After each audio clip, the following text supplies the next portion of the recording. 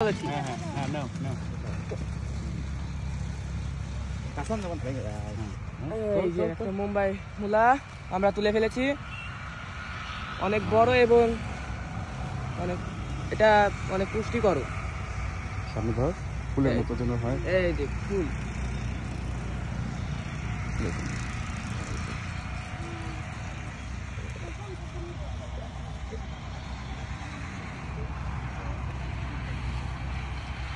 অনেক বড় বাগান।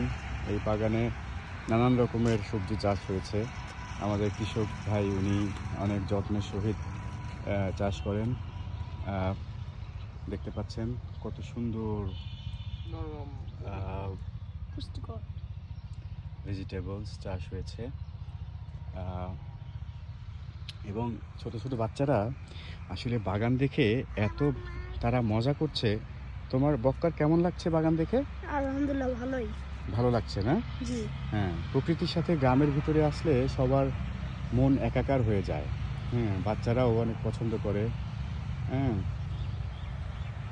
নানান রকমের বাগান, নানান রকমের সবজি, আলু হয়েছে, মূলা হয়েছে, ফুলকপি হয়েছে, পাতাকপি হয়েছে, লাল শাক হয়েছে, পেঁয়াজ হয়েছে।